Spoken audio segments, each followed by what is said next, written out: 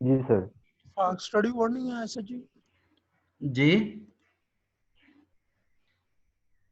اچھا جی پاک اسٹڈی.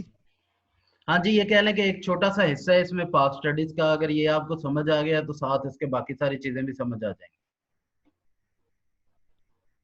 کیونکہ یہ الائے ہے نا ایک دوسرے کے ساتھ. تو انشاءاللہ اچھا اب ہم نے بات کرنی ہے ریاست کی، کہ ریاست کیسے کام کرتی ہے اور ریاست ہوتی کیا ہے اور اس کا کام کیا ہے اور یہ چلتی کیسے ہے جو اصل چیز ہے. تو اس میں دراصل جو ریاست ہے یہ 3 پلرز پر کھڑی ہوتی ہے، 3 پلرز کی بنیاد پر کام کرتی ہے. اس میں سے سب سے پہلا پلر ہے اس کا پارلیمنٹ، دوسرا پلر ہے اس کا عدلیہ، اور تیسرا پلر ہے انتظامیہ.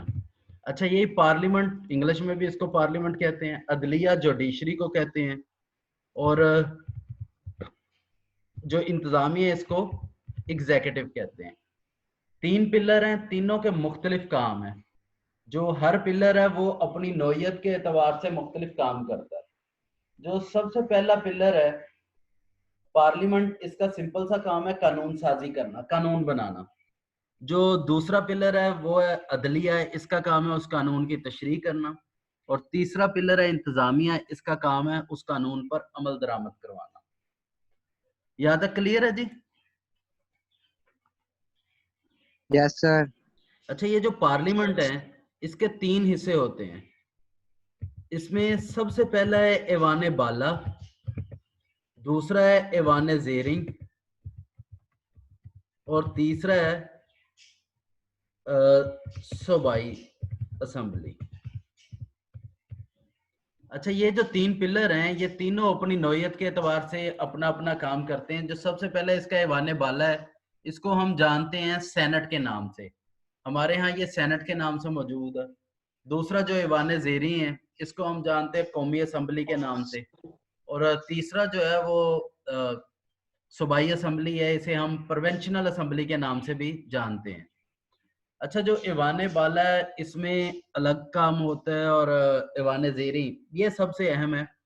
یہاں پہ ہوتا کیا ہے، اب ان کے 3 لیئرز ہیں اور تینوں لیئرز میں کام کر رہے ہیں. اسی طرح یہ جو عدلی ہے یہ بھی 3 لیئرز ہیں. اس کے بھی سپریم کورٹ ہے، اس کے بعد ہائی کورٹ ہے، اور پھر اس کے بعد ڈسٹرکٹ ہے، ڈسٹرکٹ اینڈ سیشن. ٹھیک ہے جی، یہ 3 کورٹس ہیں اس کے، یا 3 لیئرز ہیں جس کے ذریعے یہ کام کرتی ہے. یہ سپریم کورٹ آپ کو پتہ ہے کہ پورے وفاق کی سطح پر ہوتی ہے. وفاق یعنی پورا قومی لیول پہ ہوتا ہے یہ. ٹھیک ہے، اور دوسرا جو ہے وہ ہائی کورٹ، یہ صوبائی لیول پر ہوتا ہے. اور تیسرا جو ہے وہ کیا کہتے ہیں اسے، ڈسٹرکٹ، یہ ضلعی سطح پر ہوتا ہے. اچھا اسی طرح انتظامیہ ہے، یہ بھی اس کے بھی 3 لیئرز ہیں، وفاقی، صوبائی اور D M G. D M G stand for district management group. District management group کا مطلب یہ ہے کہ جو ضلع کی سطح پر ہوتا ہے. یہ اب پوری ریاست ان 3 لیئرز میں کام کرتی ہے، اور یہ تینوں لیئرز مل کے پورا کا پورا سسٹم چلا رہے ہوتے ہیں. اور یہ تینوں لیئرز ہی دراصل پوری ریاست کو آپریٹ کر رہی ہوتی ہیں. سب سے پہلی لیئرز آپ کو بتائیے، سب سے پہلا پارٹ ہے یا سب سے پہلا اس کا جو ہے وہ پلر ہے اس ریاست کا، وہ پارلیمنٹ ہے. پارلیمنٹ کا کام قانون بنانا. اب یہ قانون سازی، قانون بنتا کیسے ہے، اس کے لیے بنیادی طور پر پارلیمنٹ یعنی اسمبلی میں بیٹھے ہوئے ہمارے جو نمائندے ہوتے ہیں ہم ان کو ووٹ دیتے ہیں. یہ ووٹ کے ذریعے وہاں اسمبلی میں بیٹھ کر قانون بناتے ہیں. اب یہ جو قانون بنتا ہے اس کا پورا پروسیجر کیا ہے، اس پورے پروسیجر کو یا پورا جو کام چلتا ہے اس پورے طریقہ کار کو کہتے ہیں بزنس آف اسٹیٹ، یعنی امور ریاست. ٹھیک ہے، یہ ساری باتیں کلیئر ہے نا، اس میں کوئی کنفیوژن تو نہیں؟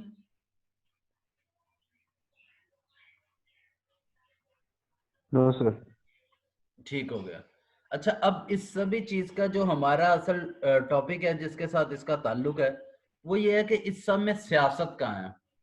تو اس سب میں جو سیاست ہے وہ سب سے اہم چیز ہے.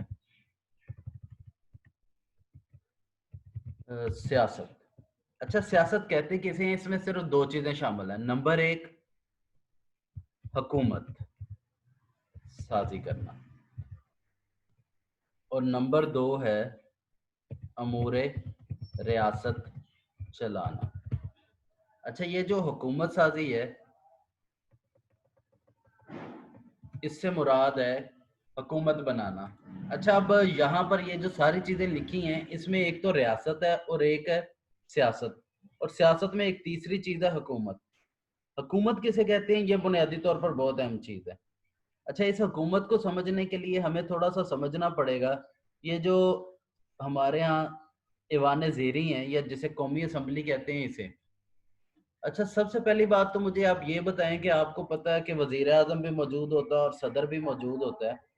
इन दोनों में से रियासत का सरबरा कौन होता है? रियासत का सरबराह सर जी वजीर आजम। सदर होता है, सदर। सदर होता है रियासत का। सदर होता है कि वजीर आजम होता है? सर जी सदर होता है। सदर, सदर होता अच्छा, सदर होता है। रियासत का सदर होता है, हुकूमत का दूसरा होता है वजीर आजम। है। अच्छा, ये आपने पहले पढ़ा तो नहीं हुआ? पढ़ा हुआ है। फर्स्ट में पढ़ा हुआ है। वेरी गुड, बस फिर तो मसला ही हल हो गया। ये बस सारी वही चीजें, इनको शॉर्टली मैं रिपीट कर देता हूँ ताकि आपको वो जो है ना थोड़े से ज़हन में दोबारा आ जाए। Yes sir. अच्छा, इसमें सियासत भी पड़ी हुई है ना? Yes sir. आला, ठीक है। फिर हम डायरेक्ट अपने टॉपिक पे आते हैं, जो कि हमारा आज का असल टॉपिक है, जिसमें हमने इसको डिस्कस करना है, और वो ताल्लुक रखता है खालिसतन उससे पॉलिटिकल सिस्टम्स। ठीक हो गया। अच्छा, अब हम बात करेंगे असल में इस्लामिक जो पॉलिटिकल सिस्टम है ना, इसके ऊपर। इस्लामिक पॉलिटिकल सिस्टम है क्या और ये काम कैसे करता है? तो इसमें बुनियादी तौर पर जो इसके बारे में आरा है, वो मुख्तलिफ आरा हैं। इस के बारे में हम मुख्तलिफ आरा में से जो बुनियादी तौर पर सबसे पहला तबका है, वो हजूर नबी अकरम सल्लल्लाहु अलैहि वसल्लम की हयात मुबारका से इस्तिदलाल करता है। अच्छा, वो इस्तिदलाल कैसे करता है? उसमें वो दो चीज़ों को डिस्कस करता है। पहली चीज़ ये है कि रियासत कैसे बनेगी, दूसरी चीज़ ये है कि उस रियासत में इंतकाले इक़्तिदार, यानी इक़्तिदार या ताकत मुंतकिल कैसे होगी। ठीक है जी। अब ये जो दो चीज़ें हैं, ये दोनों काम ये इसमें इस्लामिक पॉलिटिकल सिस्टम में डिस्कस किए जाते हैं। इसमें जो पहली चीज़ है कि रियासत कैसे बनेगी, उसका बड़ा सिंपल सा फार्मूला है। उसमें वो ये कहते हैं कि हुजूर नबी अकरम सल्लल्लाहु अलैहि वसल्लम की जो हयात मुबारक है, ये मुख्तलिफ मराहिल से गुजरी है। अब ये जो वो मराहिल हैं, उसमें से सबसे पहला मरहला है दावा, कि हुजूर नबी अकरम सल्लल्लाहु अलैहि वसल्लम ने एक दावा किया जो कि था ला इलाहा इल्लल्लाह। अब इस दावे को आप सल्लल्लाहु अलैहि वसल्लम ने पहुंचाया मुख्तलिफ लोगों तक, हर आदमी तक, हर शख्स तक, मर्दों औरत तक, बच्चों तक, सब तक पैगाम पहुंचाया। फिर इस दावा को कबूल करने वाले इकट्ठे हुए। तो नबी अकरम सल्लल्लाहु अलैहि वसल्लम ने दूसरे मरहले में तंजीम बनाई। तो सबसे पहला मरहला दावा हो जाएगा, दूसरा मरहला तंजीम। तंजीम जब नबी मुकर्रम सल्लल्लाहु अलैहि वसल्लम ने बनाई, तो वो सारे वो लोग थे जो कि दावा को कबूल करने वाले थे। तंजीम बनाने के बाद आ जाता तीसरा मरहला, ये है तरबियत। नबी अकरम सल्लल्लाहु अलैहि वसल्लम ने तीसरे मरहले में इन तमाम मुनज़्ज़म अफराद की किरदार साजी की, करैक्टर बिल्डिंग की, इनकी तरबियत की, इनको तरबियत सिखाई। इस तरबियत के बाद फिर आ जाता है चौथा मरहला, कि जब आप किसी भी मुआशरे में ये काम करते हैं, एक नया दावा उस मुआशरे के खिलाफ लेकर चलते हैं, तो उसके मुकाबले में एक रद्द अमल सामने आता है जिसमें आपको कुचलने की, आपको दबाने की कोशिश होती है। तो यही सारा काम नबी अकरम सल्लल्लाहु अलैहि वसल्लम के साथ हुआ कि कुफार मक्का, जो मुशरिकीन मक्का, उन्होंने आप सल्लल्लाहु अलैहि वसल्लम को दबाने की कोशिश की। तो उसके जवाब में नबी अकरम सल्लल्लाहु अलैहि वसल्लम ने आगे से सब्र महज या अदम तशद्दुद से काम लिया। तो ये सब्र महज या अदम तशद्दुद, ये चौथा मरहला है। इसमें क्या है, मुनज़्ज़म जमात को सब्र, बुर्दबारी, बर्दाश्त और हौसले से वक़्त गुजारने की तलकीन की गई। फिर इसके बाद आ जाता है पांचवा मरहला। इस पांचवें मरहले में हजूर नबी अकरम सल्लल्लाहु अलैहि वसल्लम अमली इकदाम करते हैं, और वो अमली इकदाम क्या है कि आप सल्लल्लाहु अलैहि वसल्लम मक्का से हिजरत करके मदीना मुनव्वरा तशरीफ ले जाते हैं। मदीना मुनव्वरा तशरीफ ले जाकर आप सल्लल्लाहु अलैहि वसल्लम दो बड़े इकदाम करते हैं। ان میں سے پہلا قدم جو آپ صلی اللہ علیہ وسلم اٹھاتے ہیں وہ یہ ہے کہ مکہ سے ملحقہ جو آبادی ہے، منسلکہ آبادی ہے، اس ساری آبادی کو جوڑ کے ملا کے آپ صلی اللہ علیہ وسلم ایک معاہدہ کرتے ہیں ان کے سرداروں کے ساتھ. اس معاہدے کو میثاق مدینہ کا نام دیا جاتا ہے. میثاق وعدے کو کہتے ہیں اور مدینہ مدینہ کے لوگوں سے یعنی معاہدے کو کہتے ہیں. تو یہ جو معاہدہ کیا گیا، میثاق کیا گیا، اس میں جو اس کی شکیں لکھی گئیں، اس کو ہم عملی اعتبار سے کسی بھی ریاست کا پہلا باقاعدہ تحریری دستور کہہ سکتے ہیں. تو حضور نبی اکرم صلی اللہ علیہ وسلم نے مکہ سے ہجرت کرنے کے بعد پہلا قدم یہ اٹھایا کہ ارد گرد کے لوگوں کو اٹھا کے ایک معاہدہ کیا جو کہ میثاق مدینہ یا میثاق مدینہ کے نام سے موجود ہے اور پورا کا پورا ایک تحریری آئین ہے. اس کے بعد جو دوسرا قدم حضور نبی اکرم صلی اللہ علیہ وسلم نے اٹھایا وہ یہ تھا کہ جو لوگ مکہ سے ہجرت کر کے آپ صلی اللہ علیہ وسلم کے ساتھ آئے تھے ان کو، اور جو مدینہ میں پہلے سے موجود تھے ان کو ملا کے دونوں کے مابین ایک رشتہ مواخات قائم کیا جسے ہم بھائی چارہ یا اخوت کہتے ہیں. تو اس کے ذریعے آپ صلی اللہ علیہ وسلم نے دو بنیادی اقدامات کیے. پہلا یہ کہ جو مکہ سے آئے ہوئے لوگ تھے ان کے پاس رہنے کے لیے گھر نہیں تھا، کرنے کے لیے کام نہیں تھا، تو آپ صلی اللہ علیہ وسلم نے ان کی معاشی حالت کو بہتر کرنے کے لیے ان کو چھت مہیا کی. جو دوسرا بڑا فائدہ مواخات کا، رشتہ مواخات کا ہوا وہ یہ تھا کہ مکہ سے ہجرت کر کے آنے والے تمام صحابہ اکرام نبی اکرم صلی اللہ علیہ وسلم کے تربیت یافتہ تھے، قرآن سے واقف تھے، نبی اکرم صلی اللہ علیہ وسلم کی تعلیمات اور کردار سے واقف تھے.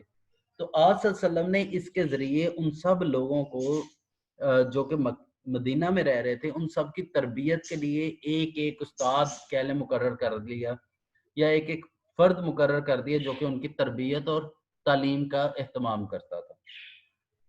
تو ہجرت کے بعد آپ صلی اللہ علیہ وسلم نے یہ دو بنیادی کام کیے اور اس کے ساتھ پہلی ریاست کی بنیاد رکھ دی گئی. اب جیسے ہی پہلی اسلامی ریاست کی بنیاد رکھی تو پھر اس کے بعد آپ صلی اللہ علیہ وسلم کی حیات مبارکہ میں اگلا مرحلہ آتا ہے جس کو ہم کہتے ہیں اقدام اور چیلنج.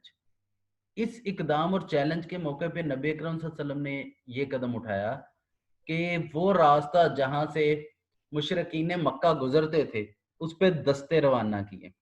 جب وہ دستے اس راستے پر گئے تو انہوں نے اس راستے پر آنے جانے والے جو مختلف مشرکین مکہ کے تجارتی قافلے تھے ان کو روکا اور باز پرس کی. اور جیسے ان کو پتہ چلا کہ نبی اکرم صلی اللہ علیہ وسلم نے وہاں پر دستے بھیجے ہیں تو انہوں نے ادھر ادھر سے، مشرکین مکہ نے ادھر ادھر سے اپنے قافلے نکالنے کی کوشش کی اور وہ اس میں کامیاب بھی ہوئے.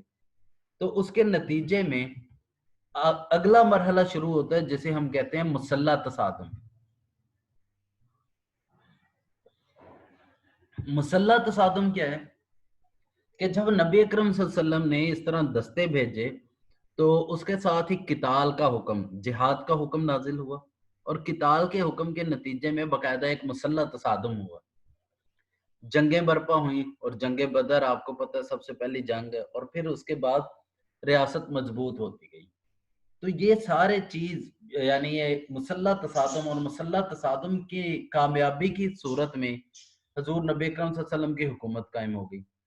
تو اور وہ حکومت پورے کے پورے علاقے میں ایسی حکومت قائم ہوئی کہ جس کو سبھی لوگ مانتے تھے اور تسلیم کرتے تھے.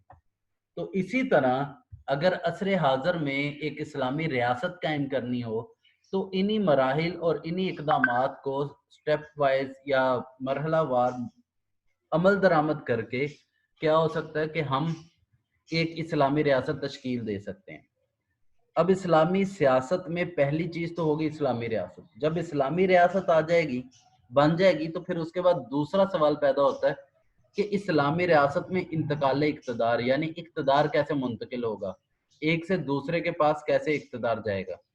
تو جو انتقال اقتدار ہے اس کے لیے سب سے پہلا طبقہ وہ ہے جو کہ یہ کہتا ہے کہ نبی اکرم صلی اللہ علیہ وسلم کے دنیا سے پردہ فرمانے کے بعد کیا ہوا تھا، جو کچھ اس وقت ہوا تھا اسی کو بنیاد بنا کے ہم آگے دیکھیں گے. اب وہ یہ کہتا ہے کہ نبی اکرم صلی اللہ علیہ وسلم کے بعد جو بعد میں خلیفہ بنے ہیں سیدنا صدیق اکبر رضی اللہ تعالیٰ عنہ، ہم دیکھیں گے کہ وہ کس طرح خلیفہ بنے تھے. تو جیسے وہ خلیفہ بنے تھے اسی کی بنیاد پر ہم انتقال اقتدار کریں گے اسلامی ریاست میں. تو سیدنا صدیق اکبر رضی اللہ تعالیٰ عنہ جب خلیفہ بنے تھے تو اس وقت حالات یہ تھے کہ نبی اکرم صلی اللہ علیہ وسلم دنیا سے پردہ فرما گئے تھے. نبی اکرم صلی اللہ علیہ وسلم کی تجہیز و تکفین ہو رہی تھی. تو اس دوران نبی اکرم صلی اللہ علیہ وسلم کے پردہ فرمانے کے بعد صدیق اکبر اور عمر فاروق کو پتہ چلا کہ جو انصار ہیں وہ سقیفہ بنی سعدہ میں اکٹھے ہو کر اپنے سردار کا انتخاب کر رہے ہیں. تو سیدنا عمر فاروق رضی اللہ تعالیٰ عنہ سے حضرت ابو بکر صدیق کو ساتھ لے کر وہاں پہنچے. وہاں پہنچ کے گفتگو ہوئی اور گفتگو شنید کے نتیجے میں جہاں پہلے سے مسلمان اکٹھے تھے وہاں سے آپس میں گفتگو اور بحث مباحثہ کے بعد سیدنا صدیق اکبر کو خلیفہ منتخب کر لیا گیا. یوں سیدنا صدیق اکبر خلیفہ بن گئے. سیدنا صدیق اکبر کے بعد جو اگلے خلیفہ بنتے ہیں وہ سیدنا عمر فاروق ہیں. یہ دوسرا طریقہ ہے. یعنی اسلامی نظام سیاست میں انتقال اقتدار پہلا طریقہ یہ ہو کہ لوگ سردار عمائدین علاقہ اکٹھے ہوں اور عمائدین علاقہ اکٹھے ہو کر اپنا ایک سردار منتخب کر لیں, وہ خلیفہ بن جائے گا. ایک طریقہ ہو گیا. دوسرا طریقہ یہ تھا کہ سیدنا صدیق اکبر نے اپنے بعد ایک نام دے دیا کہ جی میرے بعد عمر جو ہیں وہ خلیفہ ہوگا. تو ان کے بعد جو نام آیا وہ خلیفہ بن گئے, وہ تھے سیدنا عمر فاروق رضی اللہ تعالیٰ عنہ. یہ دوسرا طریقہ. اس کے بعد جو تیسرا طریقہ ہوتا ہے کہ سیدنا عمر فاروق رضی اللہ تعالیٰ عنہ ان پر حملہ ہوتا ہے, وہ زخمی ہوتے ہیں اور اس حالت میں چند لوگوں کے نام دے دیتے ہیں کہ یہ چند نام ہیں, ان میں سے یہ سارے لوگ چاروں یہ 5 7 8 لوگ جو ہیں چند نام آگے ہیں, یہ لوگ بیٹھے ہیں اور بیٹھ کے اپنے میں سے ایک کو منتخب کر لیں.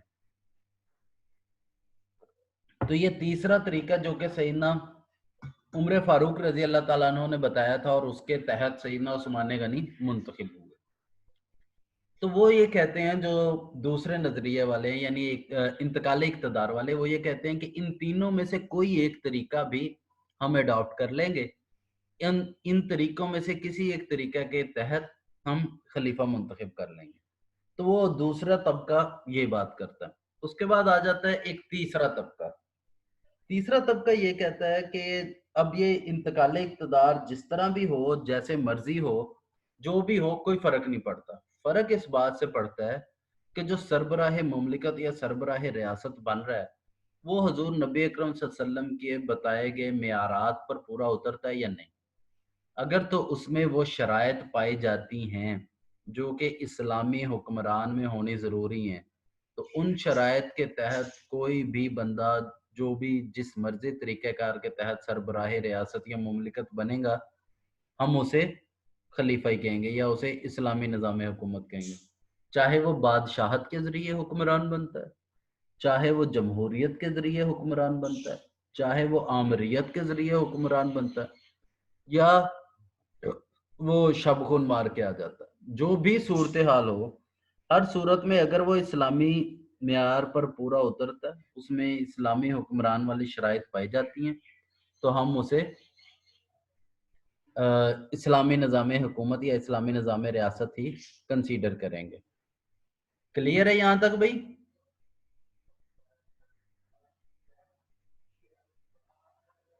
یس سر. مطلب ہیں ابھی ساتھ, میں نے تو کہا شاید ساری عوام غائب ہو گئی ہے. یہ ادھر ہی ہے سر. اسی کو آگے بڑھاتے ہیں. اس کے علاوہ ایک اور طبقہ ہے جو آپ کے پاس میں نے وہ نوٹ شیئر کیا واٹس ایپ پہ, اگر آپ اسے دیکھیں تو اس میں اینڈ پہ ہے, اس میں یہ ہے کہ یہ 5 الگ طبقہ یہ کہتا ہے کہ جی عصر حاضر کی ضروریات اور حالات و واقعات اور جدید معیارات کو مد نظر رکھتے ہوئے جدید دور کے لیے ایک نیا نظام وضع کرے گا. اب وہ جدید دور کے لیے ایک نیا نظام ہونا چاہیے اور اس نظام کے ساتھ ہی اس نظام کو وہ کہتے ہیں کہ جی ہم اسلامی نظام حکومت یا اسلامی نظام سیاست کہہ سکتے ہیں. یہ کہتا ہے جی کہ عصر حاضر میں جمہوریت چل رہی ہے تو ہم کیا کریں گے کہ عصر حاضر میں جمہوریت کو چلنے دیں گے, لیکن اس کے ساتھ دور نبوی اور صحابہ کرام کے دیے گئے معیارات کو برقرار رکھیں گے. اب اس کو اس نظام کے ساتھ مرج کر کے ایک نیا نظام بناتے ہیں. اب یہ کہتے ہیں کہ دور صحابہ میں جو اختیار ہے وہ انتخاب سربراہ قبیلہ اور عمائدین علاقہ یا بڑے سرداروں کے پاس ہوتا تھا. تو وہ کہتے ہیں کہ جی اس بات کو مد نظر رکھتے ہوئے ہم ایک یہ کریں گے کہ ایک نیا محکمہ یا ایک نیا ڈپارٹمنٹ یا نیا ادارہ شروع کریں گے جس ادارہ میں ٹیکنوکریٹ افراد شامل ہوں گے. ٹھیک ہے جی. اور وہ کہتے ہیں کہ انتخاب عوام کرتے تھے, یعنی سیدنا صدیق اکبر وہاں مجلس میں خلیفہ منتخب ہوئے, بعد میں عوام نے بیعت کی. سیدنا عمر فاروق کا نام صدیق اکبر رضی اللہ تعالیٰ عنہ نے دیا, بعد میں عوام نے بیعت کی. اب عثمان غنی رضی اللہ تعالیٰ عنہ مجلس میں بیٹھ کے ان 6 لوگوں نے نام فائنل کیا, لیکن بعد میں عوام نے بیعت کی. تو وہ کہتے ہیں کہ عوام بھی بیعت کرے گی اور بیعت کرنے کا طریقہ کار ووٹنگ ہوگی. لیکن یہ جو ٹیکنوکریٹ کا ادارہ بنائیں گے وہ کیا ہوگا, وہ ہر سیاستدان جو بھی الیکشن میں حصہ لینا چاہتے ہیں ان کا معیار دیکھیں گے. اب یہ معیار 2 اعتبار سے دیکھا جائے گا, انڈیویژل اور کولیکٹیو, انفرادی سطح پر اور اجتماعی سطح پر. انفرادی سطح پر کیا مراد ہے؟ انفرادی سطح سے مراد ہے کہ جو الیکشن میں حصہ لینا چاہتا ہے اس کی دیکھی جائے گی تعلیم کیا ہے, اس کی تعلیمی قابلیت کے ساتھ اس میں مینیجریل سکلز ہیں, وہ اس قابل ہے کہ جو ریاست کا نظام ہے اس کو چلا سکے. یہ ہو گیا انڈیویژل. اسلامی معیارات پر, یعنی وہ عادل ہے, ضابط ہے, اسلام کو سمجھتا ہے, اسلام کے مطابق حکمرانی کر سکتا ہے. یہ چیزیں آ جائیں گی انفرادی میں. اجتماعی میں وہ کیا ہوگا؟ اجتماعی میں یہ ہوگا کہ وہ دیکھیں گے کہ پہلے جماعت ہے, جس پارٹی سے تعلق رکھتا ہے وہ پارٹی کون سی ہے, اس پارٹی کا منشور کیا ہے. پھر اس پارٹی میں وہ جو شخص حصہ لینا چاہتا ہے اس میں اسے کوئی وزارت ملے گی یا نہیں ہے. اب جو وزارت یا وزیر بننا ہے, پھر اس کو انٹرویو کیا جائے گا اور دیکھا جائے گا کہ فرض کریں اگر اس نے وزیر خزانہ بننا ہے تو اسے معاشیات کا علم ہے, معاشیات پر عبور ہے, نظام معیشت چلا سکتا ہے, اس کو سمجھ سکتا ہے, اس کو لے کر آگے بڑھ سکتا ہے. اگر یہ ساری خصوصیات اس میں پائی جاتی ہیں اور یہ ساری چیزیں میڈیا پر آن ایئر دکھایا جائے گا, جب یہ آن ایئر سب کو دکھایا جائے گا تو ہر کسی کو اس کے معیار کا پتہ چل جائے گا.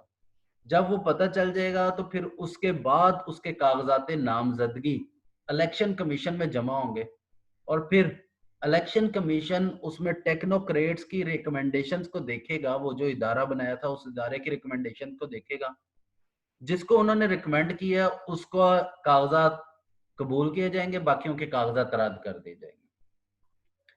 اب اس کے ذریعے وہ کیا کرتے ہیں کہ ڈیموکریسی کے اوپر ایک چیک اینڈ بیلنس لگا دیتے ہیں. اور پھر یہ کیا, وہ جو ٹیکنوکریٹ والا ادارہ ہے وہ ہر 6 ماہ بعد الیکشن جیتنے والوں سے ان کی پروگرس رپورٹ لے گا اور پھر ان کو ایویلویٹ کرتا کرے گا, اور اگر وہ صحیح کام کر رہے ہیں تو پھر ان کو کام کنٹینیو کرنے کی اجازت دی جائے گی. بصورت دیگر ان کی کارکردگی کی بنیاد پر وہ ہر 6 ماہ بعد الگ الگ رپورٹ پبلش کرتے رہا کریں گے جو کہ عوام میں آتی جائے گی. اور یوں ایک نیا سیٹ اپ, ایک نیا پولیٹیکل سسٹم, ایک نیا پولیٹیکل ڈھانچہ کھڑا ہو جائے گا جس کو وہ نام دیتے ہیں معیاری جمہوریت یا سٹینڈرڈ ڈیموکریسی کا. کلیئر ہو گیا جی؟ جی سر. یس سر. یس سر. اب اسلامک پولیٹیکل سسٹم ان کے مطابق کیا ہے کہ یہ مختلف نظریات ہیں, وہ نظریات بھی آپ کے ساتھ شیئر ہو گئے اور ان کا ایک اوور ویو بھی ہو گیا.